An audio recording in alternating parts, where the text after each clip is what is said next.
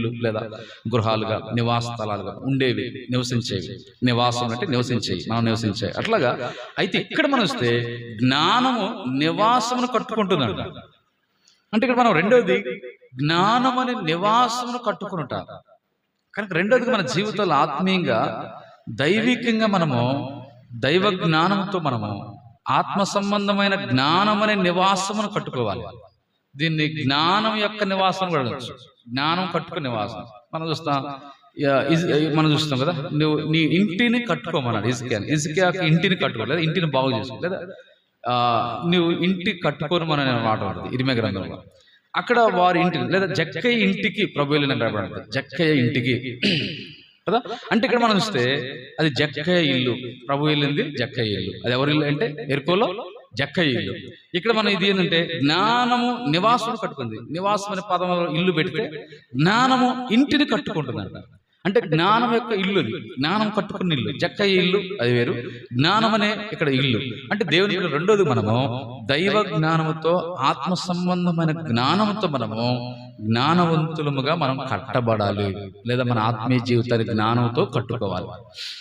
కనుక మనం అజ్ఞానంతో మనం కాకుండా కదా, జ్ఞానురాలు లేదా జ్ఞానానికి ఆపోజిట్ అజ్ఞానం. ఇంకో పదం కూడా ఉంది కదా, 3 రాళ్ళు తన ఇంటిని ఓడబెరుగుతుంది. కనుక మనం ఇంటిని ఓడబెరుక్కునే పరిస్థితులు చాలా ఉంటున్నాయి లోకంలో పరిస్థితులు చూస్తే. ఎందుకంటే వాళ్ళు భౌతికమైన ఇంటిని ఓడబెరుక్కుంటున్నారు కదా. అప్పుడు సామెత చెప్తారు కదా, పండగ వచ్చినప్పుడల్లా ఏం చేస్తుంటే ఇంటి మీద జమ్ము కప్పు ఓడదీసి, పండగ వచ్చినప్పుడల్లా కప్పు ఓడదీసి వంట చేస్తామన్నాడు, పిండి వంటలు. అప్పుడు ఎన్నిసార్లు అయితే తీసి చివరికి ఇల్లు అంతా ఏమైపోయింది, రంధ్రాలు పడిపోయి కారు ఎత్తట్టు వచ్చేసేది. అంటే ఎందుకు ఆ ఇంటిని ఓడదీసి వంట పిండి వంటలు వండుకోవడానికి తయారు చేస్తాం కదా. అంటే 3 రాళ్ళు తన ఇంటిని ఏం చేస్తుంది, ఓడబెరుగుతాం, తన చేతులతోనే ఓడబెరుగుతాం. ఈ లోకంలో చాలా మంది తన కుటుంబ జీవితాలు ఓడబెరుక్కుంటున్నారు. కొన్ని మధ్యలో కూడా అంటున్నారు దాదాపు ఎక్కువ పర్సెంటేజ్ కుటుంబాలు భార్యాభర్త డైవర్స్ వచ్చేస్తారు, అది కూడా ఓడబెరుక్కోవటం. అలా కొన్ని పరిస్థితులు ఉంటున్నాయి. చూడండి, చిన్న వాటికి ఎవరు అంటున్నారు కదా, మొన్న కూడా అక్కడికి వెళ్తే కూడా వాళ్ళు అన్నిలు అంటున్నారు, ఇది నాలో ఓర్పుకుంటలేదు అంటున్నారు. ఆమె ఏం చేసిందంటే తన మరి భర్త ఏమన్నాడు, ఏదో పరిస్థితి వెళ్ళిపోయి తాగేసి మందు తాగి. ఇప్పుడు ఏమన్నారు అంటే ఆమె చనిపోతే ఇంకొకరిని పెళ్లి చేసుకోవడా, సరే అది కూడా పాయింటేగా. చూడండి, అంటే ఏంటి ఆమెకు అలాగ పరిస్థితులు ఏంటంటే ఈ పరిస్థితులు ఓర్పు లేకపోవటం వల్ల సూసైడ్ చేసుకుంటున్నారు. కొంచెం ఓర్చుకొని కుటుంబాన్ని కట్టుకుందాం, ఎలా కట్టుకోవాలని ప్రయత్నం చేయట్లా, చావడం అనుకుంటున్నారు, చనిపోదాం అనుకుంటున్నారు. అంటే చనిపోవటమే దానికి పరిష్కారం అనుకుంటున్నారు. అది చాలా అజ్ఞానం కదా. అజ్ఞానం, చనిపోవడం అనేది చాలా అజ్ఞానం. చనిపోయి ఏం సాధించలేదు కదా. చనిపోయిన వాళ్ళు ఎవరైనా సాధించారా? ఎవరు కూడా. ప్రపంచ చరిత్రలో బతికిన వాళ్ళు సాధించారు, కానీ చచ్చిపోయిన తర్వాత ఏమి కూడా సాధించలేదు. అజ్ఞానం, చావు అనేది అది సాతాను ప్రేరేపణ. చనిపోయి సాతాను ప్రేరేపణ, అది అజ్ఞానం చేసే పని. కొంతమంది కష్టాల్లో శ్రమల్లో కూడా నిలబడి పోరాడి వాళ్ళ పరిస్థితుల్లో విజయం పొందిన వాళ్ళు ఉన్నారు. వాళ్ళు దేవుల్లో ఉన్నారు, లోకరీత్తు కూడా ఉన్నారు.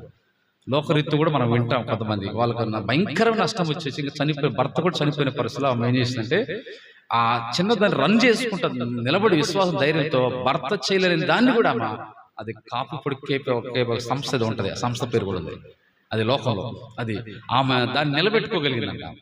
అనుకున్న నిజంగా భర్త కూడా సూసైడ్ చేసుకోకుండా, ఆయన కోట్ల అధికారి, ఆయన నష్టం వచ్చిందని బిజినెస్ లో సూసైడ్ చేసుకున్నారు, నీళ్ళలో దూకి చనిపోయి జరిగింది. అలా చేసుకోకుండా ఇద్దరు కలిసి భార్యాభర్త కలిసి చేసుకుని కష్టపడితే ఎట్లా వచ్చేదో కదా.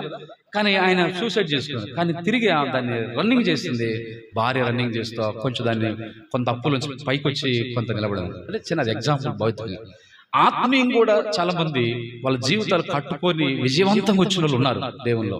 అందుకే అది దైవ జ్ఞానం చేత, దేవునిచ్చిన జ్ఞానం చేత. కనుక మనం అందుకే దేవుని జ్ఞానం చేత, పరిశుద్ధాత్మ సహాయం చేత, వాక్యం చేత మనం కట్టుకోవాలి. ఈ 3 ప్రాముఖ్యం. అందుకే దైవ జ్ఞానం, వాక్యం, పరిశుద్ధాత్మ, ప్రార్థన, ఈ కట్టుకోవడానికి మనకు సహకారం మూలం అయ్యింది. అందుకే రెండోది జ్ఞానంతో మనం కట్టబడాలి. చాలా మంది, ఎంతో మంది అజ్ఞానం కదా. ఎంతమంది పరిస్థితులు అంటే చాలా మంది జ్ఞానం లేకపోతే అసలు దేవుడు ఎక్కడున్నాడు, దేవుడు లేడంటున్నారు కదా. యెహోవాను గురించిన జ్ఞానం చాలా మందికి లేదంట. అంటే దేవుని గురించిన జ్ఞానం లేదు, దేవుడు లేడని చెప్తున్నారంటే అర్థం ఏంటి, వాళ్ళకి దేవుని గురించిన జ్ఞానం లేదు. ఒక ఆయన అసలు దేవుడు లేడని చెప్తున్నావు కదా, అది నువ్వు ఉన్నావంటేనే దేవుడు ఉన్నట్టు కదా. నువ్వు ఉన్నావంటే, ఉండి మాట్లాడుతున్నావంటే నీ అంతా నువ్వు పుట్టరా, దేవుడు ఉంటేనే. సృష్టి ఉందంటే దేవుడు ఉన్నాడు కనుక ఇవన్నీ మనకు ప్రకృతి జరుగుతున్నాయి. తరాలు పోతున్నాయి, మనుషులు పోతున్నారు, కానీ సృష్టి, సూర్య, చంద్ర, నక్షత్రం ఇవన్నీ ఉన్నాయి. కనుక ఒక ఫ్లైట్ నడుస్తుందంటే ఆ ఫ్లైట్ నడిపే ఫ్లైట్ ఉన్నారు కదా, విమానం నడిపే ఫ్లైట్ ఉన్నారు కదా, ట్రైన్ నడిపే డ్రైవర్ ఉన్నారు కదా. ఒక డ్రైవర్ లేకుండా కదా, ఒకవేళ కొన్ని సందర్భాలు ఇప్పుడు సిస్టమ్ వచ్చేసి డ్రైవర్ లెస్ వస్తున్నాయి అనుకోండి, అంటే దీన్ని ఆటోమేటిక్ గా ఏమంటారు దాన్ని, అంటే మనిషి మన పిల్ల ఆడుకుంటే దాన్ని ఏమంటారు, రిమోట్, వెరీ గుడ్, రిమోట్. ఇప్పుడు మనిషి దాని రిమోట్ కంట్రోల్తో దాని అంటే రిమోట్ కంట్రోల్ ఆపరేట్ చేసే మనిషి కూడా కావాలిగా. ఇప్పుడు అంటే డ్రైవర్ లెస్ వచ్చింది అనుకో, డ్రైవర్ లెస్ అయినా దాన్ని రిమోట్ కంట్రోల్, రిమోట్ చేసి ఆపరేట్ చేసే వాళ్ళు కావాలి, ఇక్కడ ఉండి ఆపరేట్ చేసే వాళ్ళు కూడా కావాలి కదా. అది కాబట్టి చూడండి, ఇలాగ మనం చూస్తే దేవుడు లేకుండా ఏమి కూడా లేదు.